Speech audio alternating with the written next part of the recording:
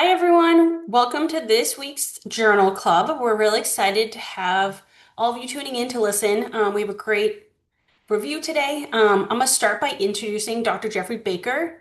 He is here as our sponsor to help us with the Journal Club production, and we really appreciate him joining. Dr. Baker completed the Weill Foot and Ankle Institute Fellowship in 2004. He's currently the board of director for AACFAS and the assistant program director for the Advocate of Illinois Masonic Medical Center, Podiatric Medicine and Surgical Residency Program. Dr. Baker, thank you again for joining. I'm going to turn it over to you and give you some time to talk to the Journal Club. Yeah, thank you for having me. So I'm here as a representative for PICA, who is the sponsor for the Virtual Journal Club for the American College of Foot and Ankle Surgeons. I am also currently on the board of directors of ACFAS, and these are great avenues for taking the research committee of ACFAS and bringing this out to the members. So I'm looking forward to this. My role in this here tonight is to kind of answer any questions as they may pertain to how, from a medical legal standpoint, this may be of what we go over in terms of Journal Club. And obviously, as practicing foot and ankle surgeons that all of us are, there is an aspect of using the medical evidence that's out there in terms of high level research to kind of back up what we do as surgeons to protect us in terms of the medical legal world that unfortunately all of us are involved in. So looking forward to hearing about this today and adding my points into it, but I'm going to give it back to the panel to do the Journal Club. And thank you everyone for coming. And PICA is happy to sponsor this as the sponsor for this for the American College of Foot and Ankle Surgeons. Thank you, Dr. Baker. We're appreciative of you being here. So we're hosted by the Fellowship of Foot and Ankle Institute Fellowship out of Indianapolis, Indiana. We have two of their current fellows, Patricia Wu and Vikram Samant. We have two articles we're going to present. Patricia's going to go first with a systematic review of tibial cortex transverse transplant in the treatment of ischemic ulcers of lower extremity. Patricia, why don't I turn it over to you, and then Vikram, you'll go next. Can you guys hear me? Oh, can you guys hear me okay? Yes. Okay, perfect. And you can see my screen, right? Okay, perfect. So this first article, if I can get there. Okay, so this is a systematic review on tibial cortex transverse transport in the treatment of ischemic ulcers of the lower limb. So just I'll do a summary with a quick few slides. So ischemic lower limb ulcers, there's usually a high risk of non-healing wounds, amputation, and mortality, especially in those with diabetes. So some conventional treatments that have been focused on are macrovascular revascularization, and there's persistent microvascular dysfunction, which also limits healing. So this tibial transverse transport is kind of a modified Alizarov-based technique to stimulate angiogenesis. And so the purpose of the review is to evaluate the outcomes of the TTT for ischemic lower limb ulcers. So what is TTT and how does it work? So it's a proximal tibial corticotomy with an external fixator, as you can kind of see in the picture here. And so the cortical bone segment is extracted laterally, approximately 1 millimeter per day for about 10 days, and then it's slowly compressed back into place. What this does is this increases angiogenesis, improves microcirculation, and enhances wound healing. This is a kind of illustration of what happens. So they put the external fixator on, they cut out a piece of bone cortex, they move it outward, and then it slowly gets moved back into place. So the study design and population here, it was a systematic review, a PRISMA guided. They looked through PubMed, Scopus, Web of Science. There were 13 total studies included with 924 patients total. 724 were treated with the TTT and 97% of them were diabetic. The systematic review looked at case series, case control, cross-sectional, and it's important to note that majority of the data was from China. So what they saw, there was about a 94% healing rate with the TTT. So they had 681 out of 724 ulcers healed. compared to traditional wound healing, which had about 68%. They noticed faster healing at about 4.6 months. The control had healing at about 6 months or greater. And so for physiologic improvements, there was an increase in VEGF levels, an increase in ABI, and a decrease in the VAS pain scale. Looking at amputation, the TTT, there was a less than 3% amputation rate. The control group had about a 19% amputation rate. And in one study specifically, the TTT had 3% while the control had 23%. Some complications they encountered were pin site infection and tibial fracture. Most complications were minor, treatable, and lower than traditional Ilizarov expectations.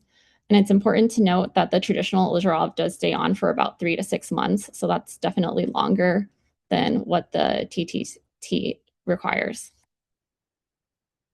So in conclusion, the TTT showed improved healing rates and times, enhanced angiogenesis, better limb salvage, and an acceptable safety profile. It addressed both macro and microvascular diseases. And some limitations were that they did have small studies. It was a short follow-up time, and there was limited international data since most of the data was from China. So again, in conclusion, it's a potential adjunct or alternative treatment for ischemic ulcers, but they need larger multi-center trials. Okay. So looking at the systematic review, the first question we wanted to ask was, what question did the systematic review address? And so I think the most important thing that it addressed here was, does tibial cortex transverse transport improve healing, revascularization, pain, and limb salvage outcomes in patients with ischemic lower limb ulcers compared with standard treatment? And so for PICO, for population, it looked at patients with ischemic ulcers of the lower limb, predominantly diabetic foot ulcers. For intervention, the tibial cortex transverse transport was done both alone or with standard adjunctive treatments. For comparison, conventional treatment for ischemic ulcers where control groups existed. And then looking at outcomes, they looked at ulcer healing rate and time, revascularization, looking at ABIs and VEGF. They looked at the pain scale, and the limb salvage and amputation rate, and then complications as well. And then does anybody have anything to add to this? Yeah, I just want to review where we're getting these questions from. So our journal clubs, we always follow the University of Oxford critical appraisal sheets. So it's super easy to Google for all members. You could just Google Oxford critical appraisal sheets, and they have it by study design. And so Patricia rightfully picked the systematic review questions, which is what we're going through. So just in case you guys are doing journal clubs with your residencies or fellowships or anything like that outside of this, this is how we are critically appraising these articles. So yeah, I'll jump in. A few things about this question. The population was both diabetic and ischemic ulcerations. I think it's just important to note that the natural histories and prognosis for these pathologies are different. And so there's not a uniform population within the systematic review, which can muddy the waters. And then for the intervention, some of them were solely treated with the TTT, whereas others had additional procedures. So there are some confounding variables there, but as is typical for systematic reviews. And then the comparison, there's no uniform comparative across the studies, right? So some of them were single arm cohort and some of them were comparative. So just knowing that that can change how we look at the outcomes.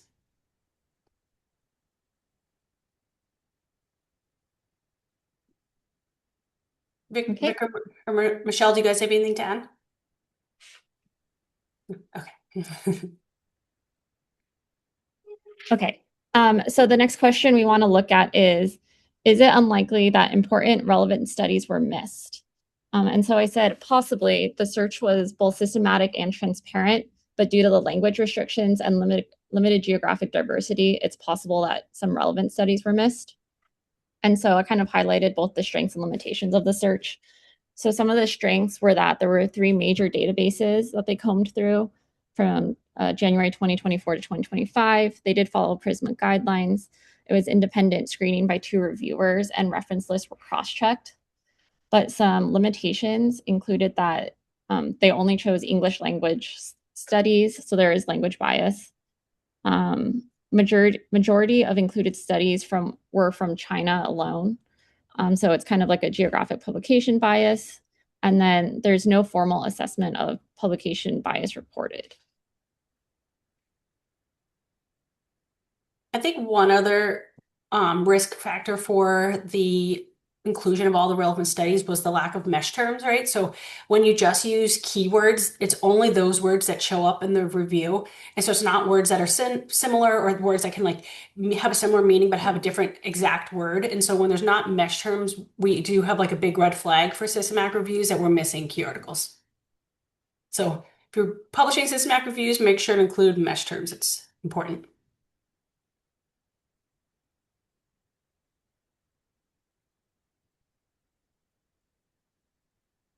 Okay. Anybody have anything else? Michelle?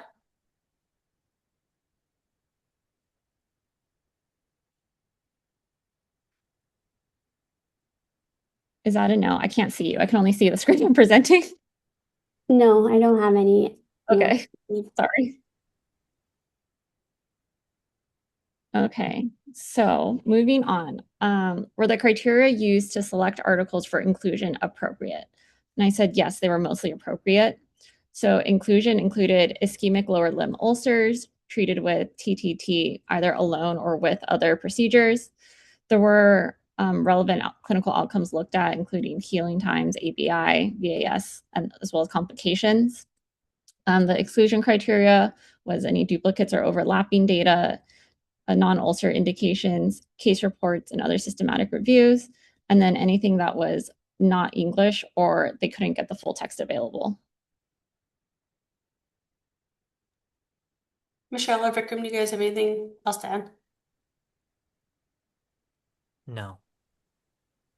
For this, one thing that I also noted was that it was a good inclusion and exclusion list, but I felt like the criteria was very broad, and so that also decreases our methodological rigor for the study or the systematic review, which I think goes back to what Dr. Cates was saying, that, you know, this is too broad and our population isn't uniform.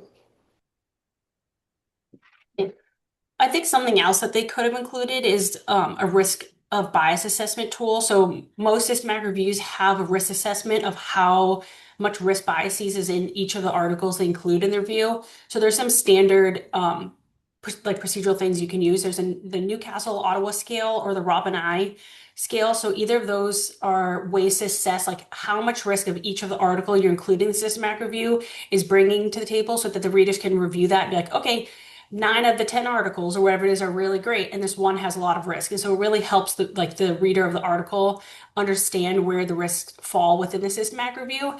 And it also helps the writers, as you're writing the paper, decide if these should be papers you include or not in the systematic review. Because there may be 90% good articles, one bad, and that helps you understand where the risk falls.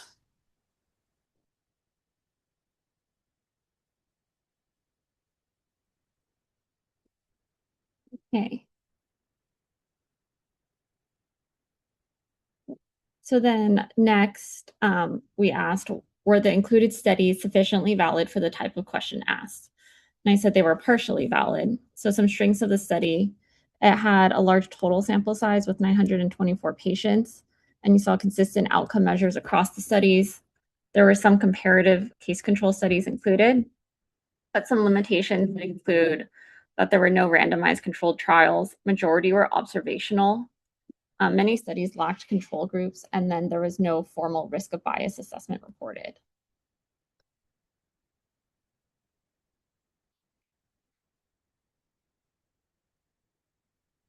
Yes.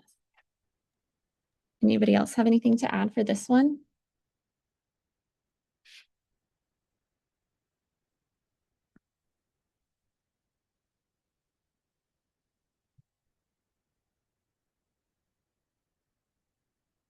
No? Okay. So the next, were the results similar from study to study? I said yes, the results were broadly consistent. So most studies showed high ulcer healing rates with the TTT. There was reduced healing time compared with conventional treatment, improved ABI and VEGF, indicating increased revascularization, reduced pain scores across studies, and low amputation and complication rates. So I think overall, if you look at it on the broader terms, the results are pretty consistent. Yeah. Go ahead, Michelle. I felt like the results were somewhat consistent, but more of the unclear on the results because not all the studies had the same treatment outlined. They had some adjuncts, and so that makes the results a little bit more muddled, and so not necessarily consistent across the board. I had the same note that the intervention, like some of them had the TTT, some of them had TTT with debridement, some had TTT with wound vac, and some had TTT with antibiotics. And so if they're not all treated the same, it's hard to compare the outcomes. So I completely agree, Michelle. I think that's a great point. Definitely.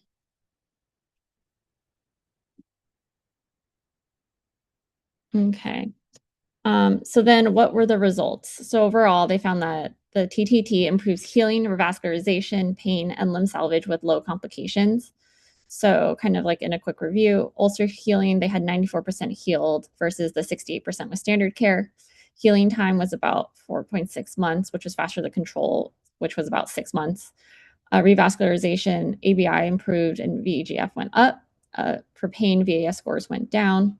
Amputation rates were less than 3% versus 19 to 23% with the control groups. And then the complications were pretty minor. They had some pin site infections and some tibial fractures. Yeah.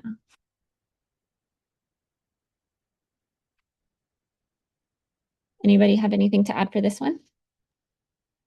Yeah, I think there's a few things that like weren't performed, right? So there's no meta-analysis, there's no force plot, there's no like more in-depth statistical analysis, and it probably is pointing to the fact that the studies were there's not heterogeneity between the studies, right? So they weren't able to compare because there was like apples to oranges in the paper, so they couldn't have anything to latch onto to do more of a meta-analysis.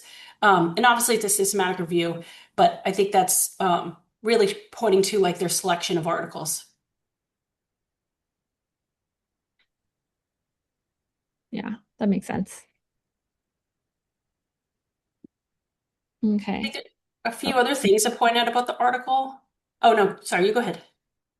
Oh, I thought sorry, we do were you on the want? last one, but I didn't realize there was one more. I just like added this one. So Yeah. the results differ from like my experience. So I haven't done this personally, but I think the results do align with kind of what's expected from biological mechanisms and prior Ilizarov research.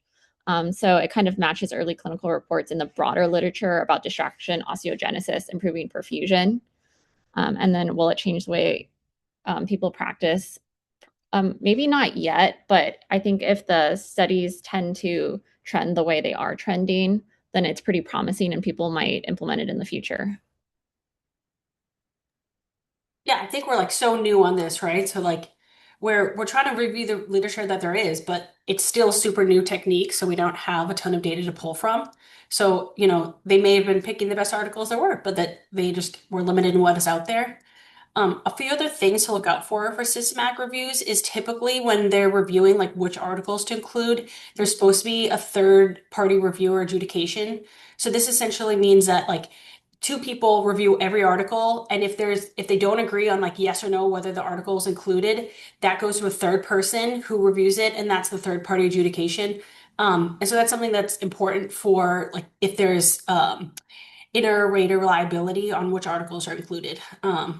The other thing for systematic reviews is sometimes there's a registration, protocol registration before they perform their systematic review. And so they send it to somewhere like Prospero or other pre-registration protocol.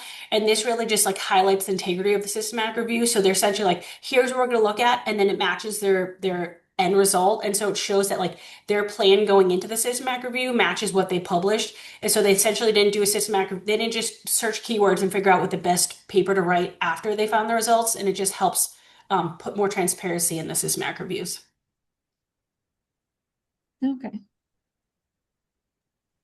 So just things to look out for when we're looking at systematic reviews and how to best evaluate them. There's a bunch of little things that really help up the quality of them. Yeah, excellent job from everyone. And, looking at this, there's a couple of things that I thought of in doing it. Number one, in general, is the fact that this is why you do journal clubs, because what the panel has already kind of discussed, some of the things are things that I even missed reviewing the article in the first place, that you kind of pick up on and like, oh, it's right there in front of you, and you kind of don't even think about it. The biggest one in this is the mesh terms that I was like, oh, they didn't do that once we've kind of talked about it for too. On this, one of the aspects, it comes from Liverpool Foot and Ankle. They do a lot of research. Dr. Mason is an excellent researcher. An assumption on my end, but it ends up to be the same thing that I'm looking for in terms of this is they potentially had a question, does this work or not? We've been hearing about this. Why don't we see how much data we can combine in some research-based aspect to do it? And there's some nuance that goes along that we've kind of pointed out, that the panel has, I should say, pointed out, that makes it that it was there could have been some different things, but I think it locks down to there's not a lot of articles overall. They got the 13 that gave them the most. The unfortunate aspect, once you go through the entire process, is 12 of 13 of them came from one country. So it ends up to be biased, but they still went through the process mostly appropriately to kind of get there. And the fact that there was some difference between those, some of these systematic reviews, as Dr. Cates pointed out, is trying to take the treatments that are done and move out the things that are adjunctive treatments, but I don't think there's enough for them because they were trying to answer the question, does this work or not? And on the aspect of, does it have better healing rates and less amputation rates than traditional therapy? The answer is yes, they've done it from what information they had. So it's one way or the other. It's, does this work? If you do it, does it work? If you do it, can you do it and have it help your patients out? So that's great. And then the main thing I at least got from this is my unknown of this procedure was I would have assumed that this procedure had a lot more complications than what ended up coming out. So it's good that in the journal club we look at this article and say we nitpick on it, and rightfully so, on the little things that do it, but on just the generalized information it gives for the foot and ankle surgeon on the street that's going to use this. My thought process would have been that you're going to have tibial fractures, you're going to have way more infections, and this is a pretty high number of cases that kind of say that it doesn't. However, there is a lot of bias that goes along with that when it's in a different health system than we deal with, when 12 of these were come from China. So that's my aspect of looking at this in a different manner about how does this help everybody out. We should look at it in a journal club like we are, but we can gain some significant information from this that helps surgeons to be able to perform these types of procedures.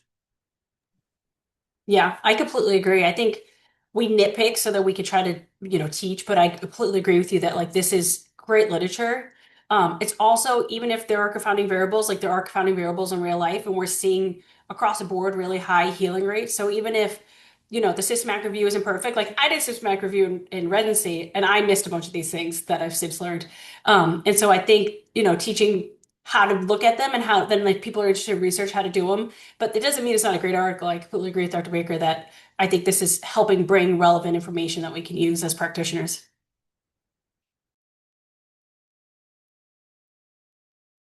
So next, we're having Vikram Samant present the second prospective study, and I'll let you take over, Vikram. All right. Good evening. Can you all hear me? Okay. So good evening, everyone. I'm Vikram Samant, and my article is titled Efficacy of Tibial Cortex Transverse Transport in Treating Diabetic Foot Ulcer and Its Effect on Serum Omentin-1 and Irisin Levels. This was published in 2024 in the journal Diabetology and Metabolic Syndrome. This article also comes out of China. So just a quick background, diabetic foot ulcers affect about 18.6 million people annually worldwide. Major cause of infection, hospitalization, non-traumatic lower limb amputation. Article quoted it was associated with about a 20% lifetime amputation risk and about a 50 to 70% 5-year mortality. Pathophysiology is multifactorial, diabetic neuropathy, PVD, and impaired microcirculation.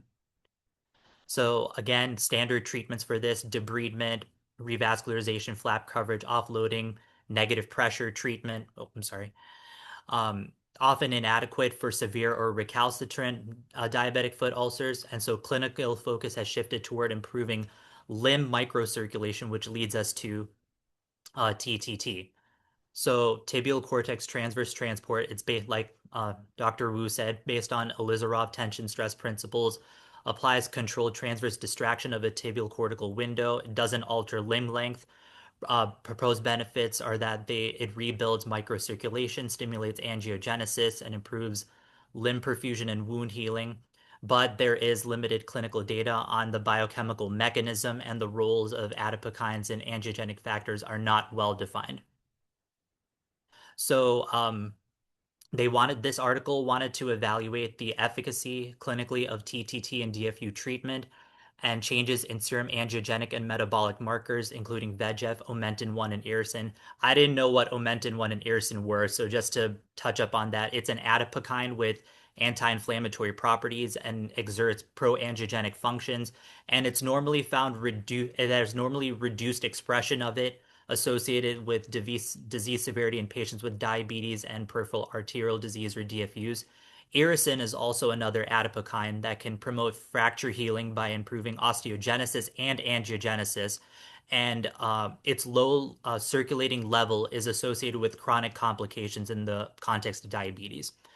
Other things they wanted to evaluate were wound healing rate and time, pain according to for a VAS score, foot perfusion markers, including those parameters. And so this is a prospective single-arm cohort study. The cohort had 52 patients. Study was done from January 2020 through December 2022. It was a follow-up weekly for 12 weeks and then every 3 months for up to a year. So inclusion criteria included diagnosed diabetes according to ADA criteria, chronic non-healing ulcers that are not healed for more than 2 months, University of Texas grade ulcers 2B to 3D. The patient should have failed more than 8 weeks of non-surgical therapy and maybe other prior surgical interventions. They're also above 18 years of age and available for a 1-year follow-up.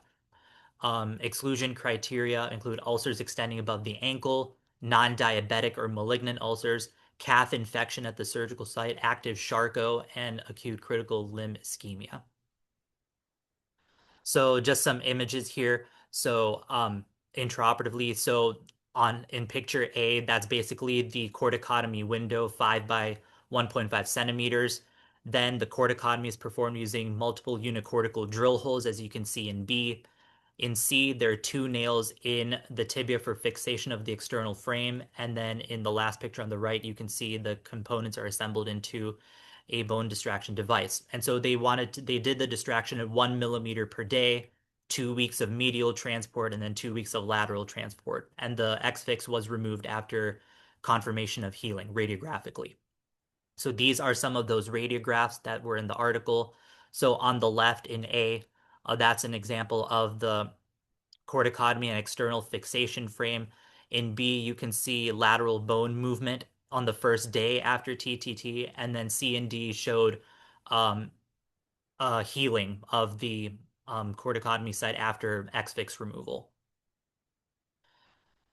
Clinical pictures. So this patient was a 55-year-old woman with a diabetic foot ulcer. So starting from the top left, before debridement, the wound had failed to heal, covered by necrotic tissue and purulent drainage. The 4th toe had then been amputated, and all necrotic tissue was removed after debridement. Then 2 weeks after the TTT, the red granulation tissue starting to gradually grow on the ulcer. And then 4 weeks after TTT, the wound is much narrower with epithelialization at the edges. And then in the picture on the bottom right, the wound is completely healed 6 weeks after TTT.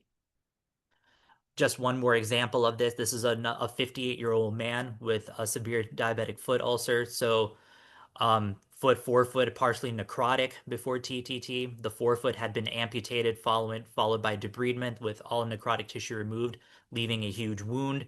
Then 4 weeks after the TTT in picture E, the wound is covered by more robust granulation tissue. And then on the last picture on the right, that's 12 weeks after TTT, very close to healed. So these are just some of the data that they gathered for those parameters that they wanted to evaluate. Basically, besides this data, the healing rate at 1 year after calculated to be 92.3%. That's 48 out of the 52 patients. A limb salvage rate 98.1%, amputation rate only 1.9%, and recurrence rate of only 3.8%. And the mean healing time was noted to be 12 weeks. Then these dot plots are just showing serum levels of VEGF, Omentin 1, and irisin in the 52 patients undergoing TTT on preoperative the first day, postoperative second week, and then fourth week. So in terms of comparisons and limitations, so they said that prior diabetic foot ulcer surgical treatments healing rates were about 50 to 90%, and limb salvage was 50 to 94%. But TTT in this study showed healing rate to be 92.3% and the limb salvage to be 98.1%. And they noted earlier epithelialization compared with flap-based or revascularization only strategies. And this is pretty consistent with preclinical and multi-center clinical data. Limitations, however, it's a single arm design. There's no control group to compare this to. It's a modest sample size, only 52 patients. Procedures were performed by experienced surgeons, so there is a learning curve that may affect reproducibility when doing this procedure. The follow-up is limited to a year, so long-term recurrence and durability are unknown. Also, to conclude, TTT is highly effective for severe and recalcitrant DFUs. We see high wound healing rates, pain reduction, and marked improvement in limb perfusion. There is increased VEGF, Omentin 1, and irisin, and it's a promising adjunct or alternative to conventional diabetic foot ulcer surgery. All right, so coming to the first part of the discussion for this, the question was asking, was the defined representative sample of patients assembled at a common point in the course of their disease? And so basically, I was saying that yes, it assembled a representative sample at a common point because the patients had diagnosed diabetes according to ADA criteria. There were all the patients had chronic diabetic foot ulcers present for more than 2 months. They all had ulcers with University of Texas grades 2B to 3D. They had failed conservative and surgical treatment. And so basically it required like the patient that basically it satisfies that requirement of having a common point for disease progression. The study also like prospectively recruited consecutive patients. At the time, the patients were selected for TTT, so post-outcome selection was good over there. In terms of representative of a population, the patients reflect the real-world severe diabetic foot ulcer cases, and these patients were more likely to be considered for advanced limb salvage procedures. The exclusion criteria were pretty much the same across the board. There was basically they excluded non-diabetic ulcers, malignancy, infection at the surgical site, and acute ischemia.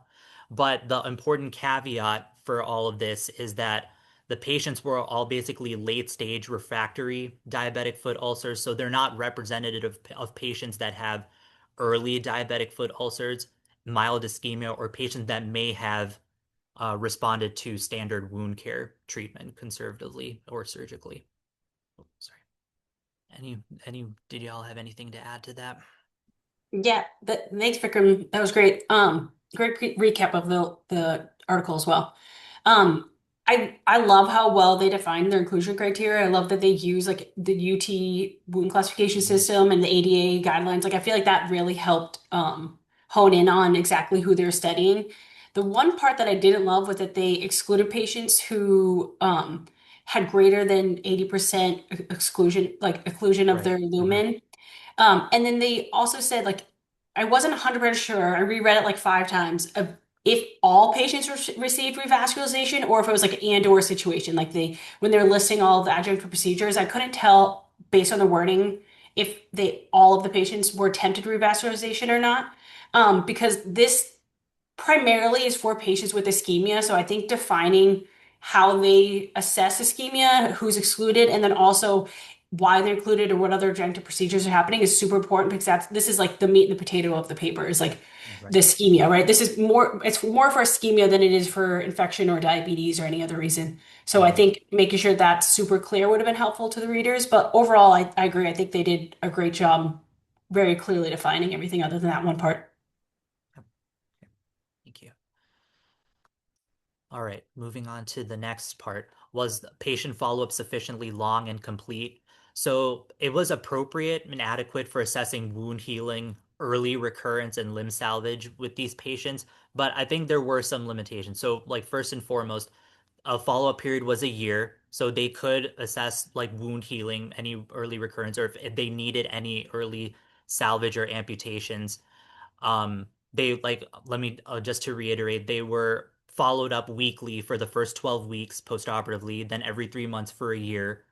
Um, in terms of follow up, the completeness was pretty high. So they started with an initial cohort of 54. They only lost two patients, coming down to 52. Um, but the thing is that like for anything beyond a year, we just the paper just doesn't address those things. So long-term or also recurrence, durability of your limb salvage, or any complications down the line, that part's just not addressed here. Michelle or Patricia, do you guys have anything to add? One other thing I want to point out is that they only had two patients also follow up. So this is like a 3.7 attrition rate. So this is Mhm. extremely low. It's really reducing the risk of attrition bias. So there's Mhm. levels of attrition bias you look at, and there's like certain percentages that show like is it minimal, is it mild, is it moderate? And under 5%, according to the CAPS, is like minimal or negligible. So it's like the lowest you can get. So for a prospective study, I think this is one of the huge highlights that I think that they should have highlighted even more because Mhm. it's really hitting home um, how low their attrition bias is. So you said it was 5% or less. That's the It's uh, under 5% is essentially negligible, and it's the okay. Critical Appraisal Skills Program. It's CASP. And it like there's just like percentages of how many patients are lost to follow up or lost for whatever reason. And then that's used to calculate the attrition rate. And then that correlates to like how severe their attrition rate is and attrition bias. Okay. That really comes down to where the article is from. Like they don't highlight it because it's not something they expect everybody to come back in China and they will be there and you have the same doctors and you all live in the same so you can't but they should have highlighted it for putting it in a journal that other countries where we have a higher attrition rate would be in, but we think it's like crazy that you can get Yeah, this I've never little, seen that out of the and US. they're probably like this. We would have expected it to be 100. They're like, what happened to those two people? Yeah. All right. Next question. Were outcome criteria either objective or applied in a blind fashion? So outcomes were mostly objective and well defined. Like they define like wound healing as complete epithelialization without drainage for 2 weeks. They were looking at certain metrics like ABI, blood flow, skin temperature, the biochemical markers, VEGF, Omentin 1, and irisin. Um, they had definitions for like for their follow-ups for like their for wound healing as and again for their laboratory testing. Um, in terms of blinding, there was no blinding going on here. Like all, I guess the surgeons and whoever was involved in evaluating these patients, they were aware of which patients were undergoing TTT. So there was no mention of independent or blinding wound assessors or like blind interpretation of imaging or this data at all. Well, one thing, Vikram, it was a single arm prospective cohort, Yes, so there was that's true. no There's no comparative group. So they're correct. like, there's never like a patient that had it and patient that did it that they needed to be blinded. But Hmm. that is like also one of the things that is the limitation here, right? If there's no control group, which is what they have, and that's what means that's what single arm is. There's like one intervention, and so it's with one single arm without a comparator group. We don't know if the outcomes happen because of the treatment or if they happen through the natural progression of the patient's treatment course otherwise, right? And so that's why we typically have comparison groups to help show like with this treatment versus this treatment, how do they do? And then it really helps anchor your results on something. So, that's one of the pitfalls of not having comparative group. So this is basically it's like observer bias, right? We don't know because we don't Yeah, have a control. Okay. it's essentially like we're just looking at this one thing. We don't know if like a lot of them aren't just receiving TTT, they're receiving debridements and wound care and things like that. So we don't know if all of those things actually led to healing rather than the TTT. If you had all of those standard treatments versus those standard treatments with TTT, we can really suss out the difference when we have control groups. And there's also, a lot of people think placebo is like people think they get better, but there are patients that just get better through the natural course of time. And so that is something that could account for the healing, right? There's so many things that can count for why they healed, and unless you have two groups being treated similar other than one thing, we don't know if that one thing is causing the outcomes. Okay. But what adds to that is what Dr. Cates already said is their inclusion exclusion criteria was so tight that it kind of makes up for the fact that they don't have a control group. It doesn't completely Yeah. make up for it, but makes it so that it isn't that confounding without randomization isn't as a big of an issue. Yeah, definitely. Yeah, I think this is a great article. We're trying to nitpick as much as possible, but this is something that I read and I was like, oh, this is, great research we're reading. So I think it's going to help the college overall to read these articles. When Vikram and I are talking, we're just trying to help point out the most critical way we can possibly look at the article. But it doesn't mean what they put together isn't great. Okay. Next question. If subgroups with different prognoses are identified, did adjustment for important prognostic factors take place? So, although the patients had differing baseline prognosis, they didn't like the study, I don't think really performed any adjustment for those factors. So, the patients like varied like pretty much with like ulcer severity between, Texas grades 2B to 3D, wound size, presence of infection or ischemia. There could have possibly been differences in like glycemic control, how long the patients had had a diagnosis of diabetes, if they had any prior revascularization. And so I guess yeah, we just there was no like subgroups for any of those kinds of parameters for ulcer grade wound size or ischemic severity. It was just like these outcomes were just, reported for the entire cohort as a whole. Yeah, I agree. I think the way we'd like to say that is that there's no adjustment for the diabetic foot ulcer prognostic factors, Mhm. right? So if they're, a 20-year-old with diabetes and a 100-year-old with diabetes, they may have different outcome trajectories. If the one ulcer is like zero point 0.1 by zero point 0.1 and the other one is 10 by 10, it may have different outcome trajectories. So when we adjust for the prognostic factors, that helps us hone in on, are we looking at a tight group where they're all similar and we're seeing the outcome, or are we looking at this huge group and we can't tell if they're picking like it's prognostics, which really helps that they are essentially selecting all the patients that meet this criteria. But that's like the way to think about it. Yeah. Okay. Okay, so then they were asking like what are the results and how likely are the outcomes over the time? So just to quickly like recap, 92.3% wound healing rate, 98.1% salvage rate, um, pain VAS scores went from 5 to 1, ABI increased from 0.55 to 0.75, dorsal foot blood flow more than doubled, skin temperatures increased significantly. As from the dot plots we saw, there was increases in VEGF, Omentin 1, and irisin. So those changes were progressive over time and statistically significant. Um, in terms of like over time, so short term, we know like because they were doing weekly follow-ups for 12 weeks and then after that for 3 months up to a year. It's just again, we don't know like beyond a year what that is. And again, we have no control group or like how we just discussed, adjustment for those prognostic factors.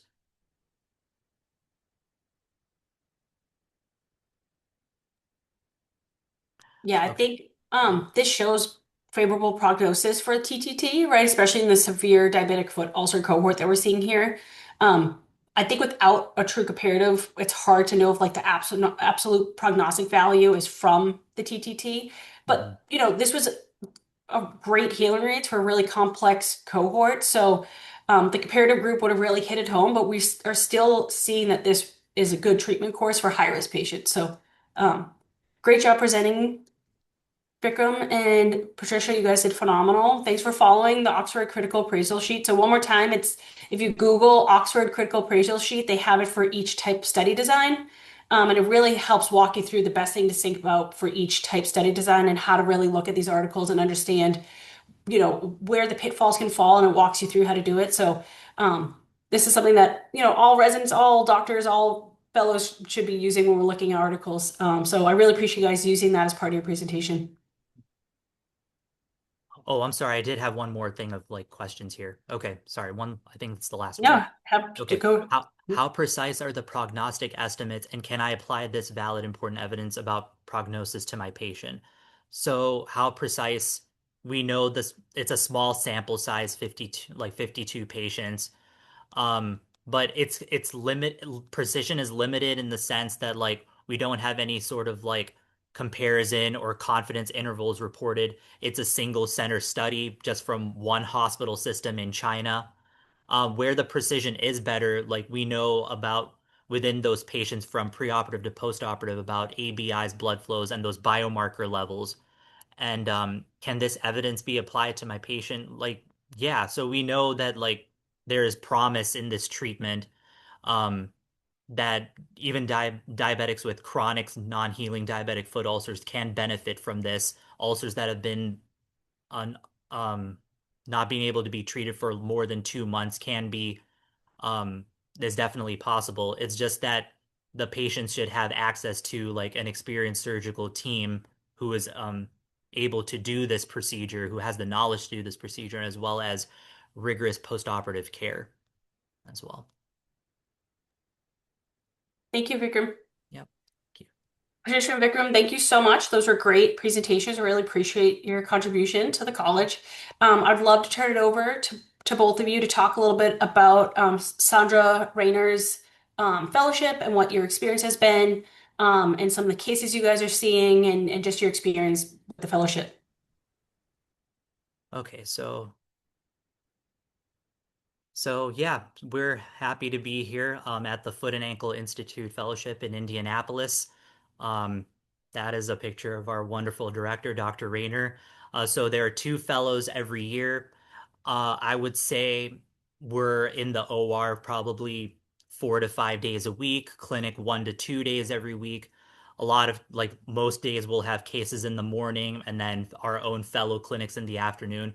I don't think Dr. Wu and we rarely ever double scrub. There's plenty of enough cases for us to go around for the both of us.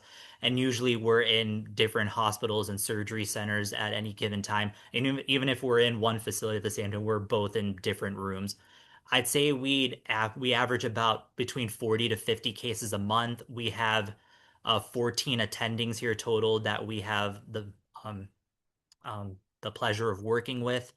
Like I said, we have our own clinics, and therefore we can book our own elective cases as primary, which can count for boards later on. We take call about 1 to 2 weeks every month at two major hospitals here in the Indianapolis area. And while we're on call, we act as our own attending. We can board our own cases. And if we do need help or advice, there are plenty of attendings around who've been more than willing to help us out. We have plenty of reps here who we can do after hours cadavers lab with, and the attendings here have been very willing to help and teach us. And it's a 12-month program. We start July the 1st to June the 30th. Doctor, do you have anything to add to that? No, I think that was pretty good. What has your favorite case has been a fellowship? What's been like the one that you were like most excited to tell your co-residents from your residency from? Probably anytime I do like a cool X-Fix case or like an intramedullary nail fibular takedown, something like that. Any type of like rear foot fusion thing, It's I agree with you. always such a Charco is thrill, my jam, such a so I love thrill. that. And you, Patricia? I would say the same thing. I think like I love nails. It's always my favorite. Mhm. So it's like you get in, you get a good longer case, you get going. And then I think we're pretty lucky they always put those first. So, you just start the day off strong Oh yeah. and then we'll just finish off with a couple nice cases after. And I'm like, that's a good day. I agree. IM nails are one of my favorite cases. It's like a hammer toe, but with giant bones. So it's I take a nail any day over a hammer toe. Well, thank you guys. That was great presentations from both of you. You really know your stuff. I appreciate you guys following the critical appraisal sheet. Sounds like you're getting great training and really enjoy your residency. So thank you so much for contributing. And Dr. Baker, thank you so much for joining. We really appreciate your insight on the articles and your review and your knowledge on the statistical analysis and things like that. Thank you. Well, everyone, thank you so much for joining. We'll have it posted when the next ones are, so you can just keep up to date on the website. We really appreciate you all joining and putting research as a priority. I know this is time you're taking away to learn, so we really appreciate you all joining, and thank you so much for participation, everyone. Great job. Thank you. Thanks for having us. Thank you. Thank you, doctors. Thank you, Mickey. Thank you.